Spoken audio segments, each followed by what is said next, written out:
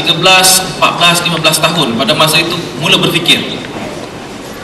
16, 17, 18 masa itu kita mula membentuk pemikiran. Masa itu sebenarnya yang paling baik sekali untuk berdakwah, untuk menyampaikan Islam. Dalam masa muda belia masih lagi kita itu tercari-cari kepada pegangan kehidupan.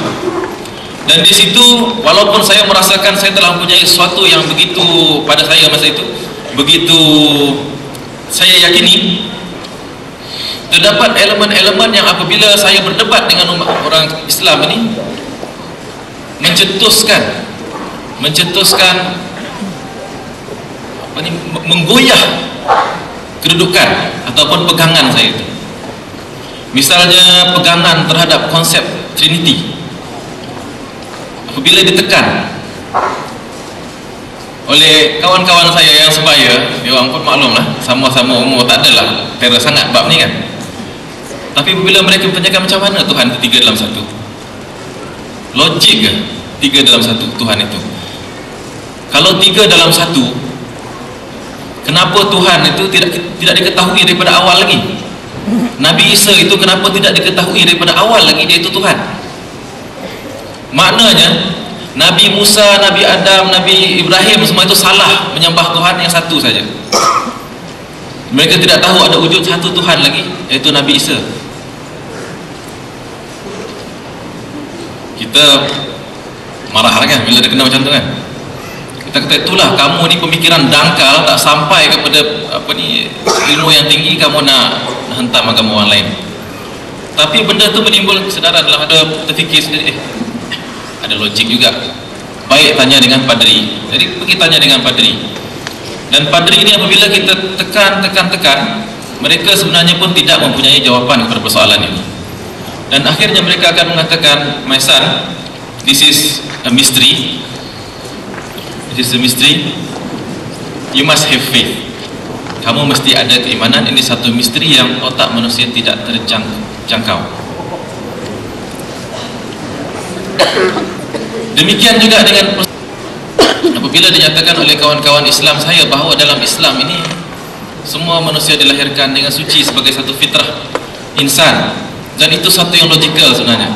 Tidak logik untuk saya bayangkan sendiri pada masa itu apabila seorang budak itu lahir, dia lahir dalam keadaan berdosa.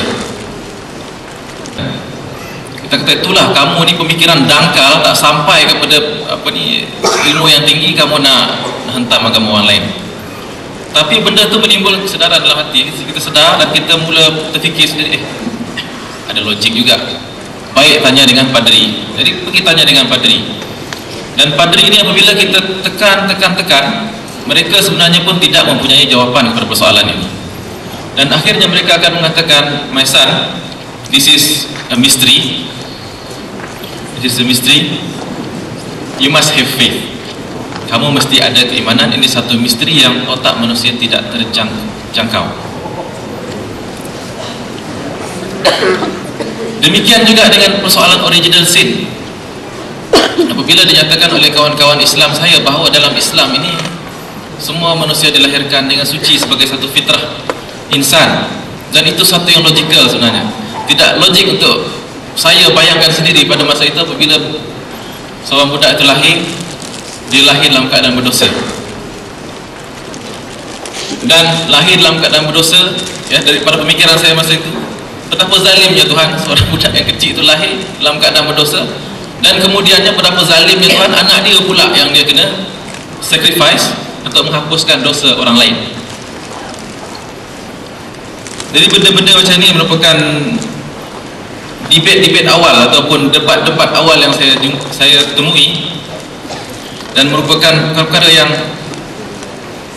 banyak mempengaruhi pemikiran saya pada masa itu. Sehingga kan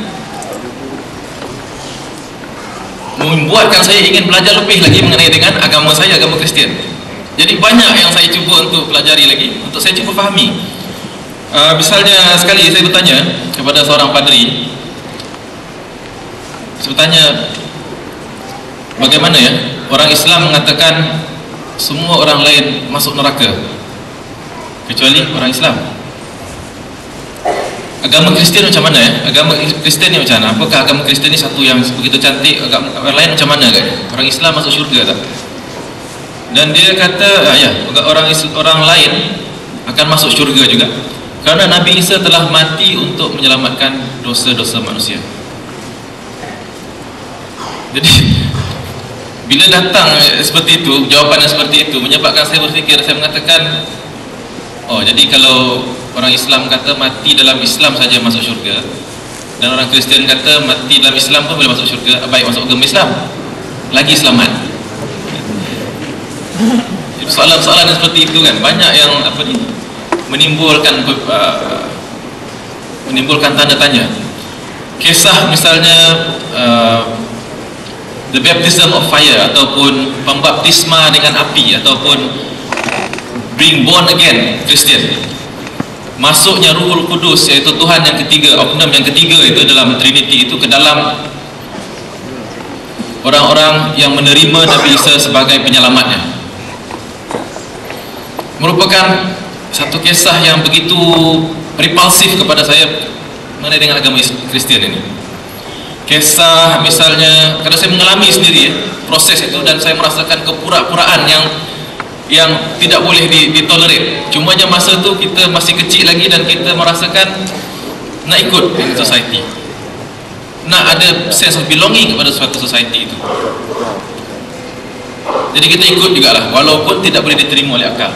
Tapi apabila sampai kepada masa kita boleh exercise our freedom, ataupun melaksanakan kita punya pilihan sendiri itu, maka pada tahun 1985, semasa saya berada di Amerika Syarikat, 9 hari selepas berada di Amerika Syarikat, saya memeluk agama Islam. Karena dalam pemikiran, dalam mental kita itu terdapat satu tekanan yang begitu berat sekali. Kita merasakan Islam ni betul, tetapi tekanan keluarga di situ menyebabkan kita katakan, tak boleh nak tinggalkan, tak boleh untuk kita nak express our will. Tapi apabila bebas dan saya memilih untuk memeluk agama Islam, bila saya mengucapkan syahadah, saya merasakan seperti seorang yang mati hidup kembali.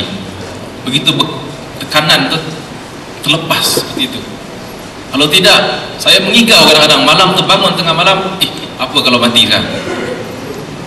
Apa kalau mati sekarang?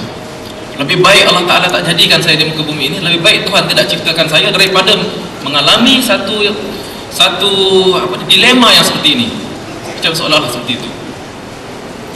Dan saya tahu di kalangan ramai daripada kawan saya, misalnya 5 orang daripada kami telah berhenti sekolah pada umur 15 tahun dan kembali semula ke negeri Sabah. 4 orang daripada kawan saya yang juga mengaji di Semenanjung dan mendapat pendedahan yang sama, apabila saya telah memeluk agama Islam dan berjumpa dengan mereka, mereka mengatakan, oh, kami pun ada perasaan yang sama sebenarnya. Tapi betul lah, hidayat itu daripada Allah Subhanahu Wa Taala. Dia memilih siapa yang diberinya hidayat dan siapa yang menolak hidayat tersebut. Dan dalam pengalaman saya, apabila pengamatan lah, apabila dalam umur 12, 13, 14, 15 tahun bila masa tu orang tidak berfikir sangat, mereka berani mengajak saya untuk masuk agama Islam. Tetapi saya dapati umat Islam ni, apabila dia makin mature, umur 18 tahun ke atas, mereka sebenarnya tak mau ajak orang masuk Islam. Susah untuk seseorang itu datang, kamu nak masuk Islam tak? Karena saya sendiri tidak mengalami perkara seperti itu.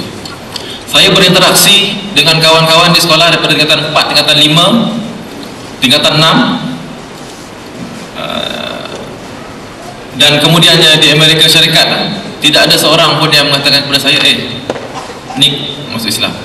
Tidak ada yang mengajak. Cuma masa kecil-kecil itu mungkin mereka tak memikirkan sangat mengenai dengan protokol dan sebagainya, mudah sikit. Jadi mungkin itu dari segi persepsi, dari segi cara kita melihat kepada agama ini, dan cara kita melihat kepada dakwah ini perlu diubah. Karena Rasulullah SAW telah bersabda, balighu anni walau ayat, sampaikan daripadaku walaupun satu ayat.